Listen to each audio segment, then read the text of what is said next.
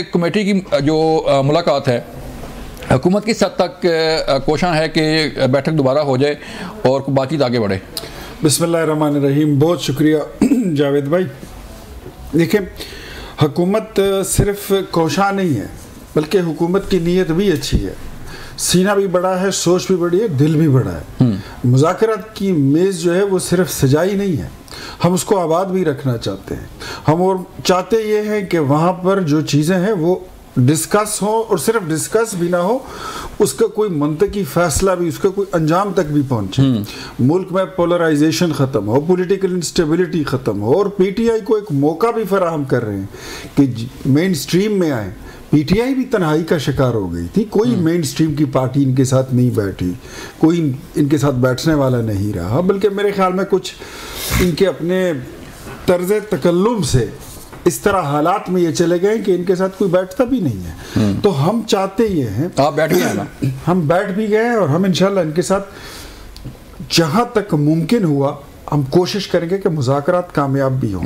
देखिए जावेद भाई, I believe being a personally Democrat, मैं एक जमहूरी कारकुन की हैसियत से मैं सोचता हूँ कि चार्टर ऑफ डेमोक्रेसी आईन पाकिस्तान के बाद एक बहुत बड़ा डॉक्यूमेंट है, और पीटीआई के लिए ये मौका है कि ये आए, ये चार्टर को साइन करें और चार्टर ऑफ डेमोक्रेसी का हिस्सा भी बने, और उसकी तश्कील और तकमील का जो सफ़र है वो भी मुकम्मल होगा।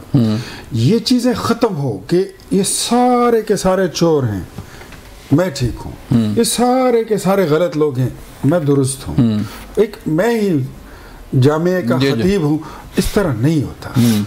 जिम्मेदारियाँ, जब कौमी क़ियादत, कौमी लीडरशिप अपनी जिम्मेदारों का एहसास नहीं करते तो यकीन करें कि लीडरों का कद छोटा हो जाता है, और जो मुल्क के मसाइल होते हैं उसका हुजम और उसका कद बढ़ता जाता है। जिस दिन नीयत यह हो कि मामलात को ख़त्म करना है, ठीक करना है, और मुल्क की तरक्की का जो तायुन है उसकी सिमत का तायुन करना है, तो फिर जब लीडरशिप अराउंड द टेबल बैठती है तो फिर लीडर्स का कद बढ़ना शुरू हो जाता है, और मसाइल का, मुल्की मसाइल का हुजम और कद काट वो घटने लगता है, सुकड़ने लगता है। ऐसे ही अच्छा, आई बिलीव। और आज ये छोटी सी बात थी बड़ी कि जो दो मुतालबे हैं आपके, एक जुडिशल कमीशन वाला और दूसरा सियासी कैदियों, लिखने में कोई हर्ज नहीं है। अगर यही बातें थी तो लिख के दे देते, और इसमें तो मेरे ख्याल में पूछने की जरूरत भी होगी। इतना डोमेन तो आपको मेरे ख्याल में और इतने इख्तियारात आपको आपके लीडर ने दिए होंगे। ऑल्दो इमरान खान साहब किसी दूसरे बंदे को इख्तियार देने में बड़े बखील हैं, लेकिन इतना इख्तियार तो कम से कम दिया होगा, और अगर दे दिया है तो अब उसको, अपने पावर्स को एक्सरसाइज करें, और नीयत अच्छी हो तो मेरे ख्याल में मुज़ाकरात बेनतीजा नहीं होंगे। और जहां आपने पूछा कि नेक्स्ट नशिस्त, तो जहां तक मेरे इल्म में है स्पीकर साहब आ गए हैं। अच्छा। और जल्द ही नशिस्त जो है, मतलब नेक्स्ट वीक जो है बैठक हो सकती है। हाँ, और हाँ, ये जो है ना, ये कि डेडलाइन वगैरह देना, मेरे ख्याल में ऐसी बातों से अगर गुरेज किया जाए तो बेहतर होगा, क्योंकि डेडलाइन, तड़ियाँ, इन चीज़ों से बातें बढ़ती नहीं है, वही रुक जाती। ठीक है। निसार जट साहब, बड़ा अच्छा जो है वो एक साइन है कि खान साहब ने कहा कि ठीक है आप बातचीत करें और लिख के भी दे दें, कोई इशू नहीं है। तो क्या तवक्को क्या की जा रही है कि ये मुज़ाकरात कामयाब हो जाएंगे? क्योंकि अब आप लिख के दे देंगे तो फिर बाल हुकूमत की कोर्ट में चली जाएगी, वो क्या इन डिमांड पे करती है, तो तवक्को क्या है आपको? जी बहुत बहुत शुक्रिया जावेद चौधरी साहब, सॉरी जावेद बलोच साहब। जावेद भाई, एक तो मैं क्लियर करता चलूँ कि ये जो आपके डायलॉग्स का जो प्रोसेस स्टार्ट हुआ है, ये पाकिस्तान तहरीक इंसाफ ने अनाउंस किया था, ये रिकॉर्ड की बात है, वो ये मेरी अपनी तारीफ से नहीं है। और उसके बाद उस वक़्त किया जिस वक़्त 26 नवंबर को यहाँ पर गोलियाँ चली और यहाँ पर हमारे लोगों को ज़ख्मी और शहीद किया गया। और उसके बाद फिर एक अचानक से खान साहब की जानिब से आया कि जी नहीं, आप हर सूरत डायलॉग करें। उसकी बुनियादी वजह ये थी कि पाकिस्तान तहरीक इंसाफ एक जमहूरी जमात है, वो किसी सूरत भी पाकिस्तान को डीरेल नहीं होने देगी। और 26 नवंबर का जो वाक़या था, ये पाकिस्तान तहरीक का अपनी नोयत का पहला वाक़या है, इससे पहले कभी ऐसा वाक़या नहीं हुआ। इन कड़े हालात में पाकिस्तान तहरीक इंसाफ ने जो है वो अपना एक डायलॉग ओपन किया, स्पीकर साहब ने इस पर मावनत की और स्पीकर साहब ने 2 जो है वो नशिस्तें की। जो मुतालबा इनका था कि जी आप जो भी आपके मुतालबात हैं वो आप हमें तहरीरी तौर पर लिख कर दें, ये मुतालबा हुकूमत की जानिब से था, ये इनकी जानिब से आना नहीं चाहिए था, ये मैंडेट था स्पीकर साहब का, क्योंकि फैसला कुन हैसियत में वो थे, वो डिमांड करते कि जी आप भी लिख कर दें, आप भी लिख कर दें, तो फिर हमारी बात कुछ समझ में आती। और हमने जिस वक्त अपनी मीटिंग को स्टार्ट किया था तो हमने सिंपल एक बात कही थी कि आपने हमें एक्सेस देना है खान साहब तक, ठीक है, ताकि हम खान साहब से मशावरत का अमल साथ साथ जारी रखें और हम इसको कंटिन्यू करें और आगे की तरफ लेकर चलें। और उसके बाद इनका ये मुतालबा आ गया। मुतालबा आने के बाद क्योंकि ये डिमांड स्पीकर साहब की नहीं थी, फरीक की थी, उस पर हमें कुछ तहफ़्फ़ुज़ात थे कि ये हमसे क्यों रिटर्न में मांग रहे हैं, जबकि कमेटी में जब बैठे हैं तो वहाँ पर एक ओपन फोरम पे बात हो रही है। फिर इनका ये हमें ये था कि आप हमें एक्सेस दें।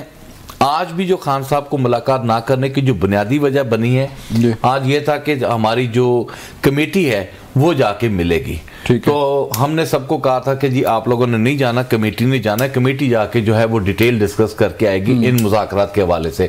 लेकिन आज भी कोई एक्सेस नहीं दिया गया। और मेरा ख्याल है कि अगर हुकूमत के पास इतना भी इख्तियारात नहीं है कि वो एक कमेटी को इजाज़त दे और वो इजाज़त देने के बाद जाके अपने लीडर से बात कर ले, तो फिर मेरा ख्याल है कि तो जो पहले इनके पावर्स जो हैं वो यहीं पर। डॉक्टर साहब जो पहली मीटिंग हुई थी आपकी, वो भी तो हुकूमत ने करवाई थी ना?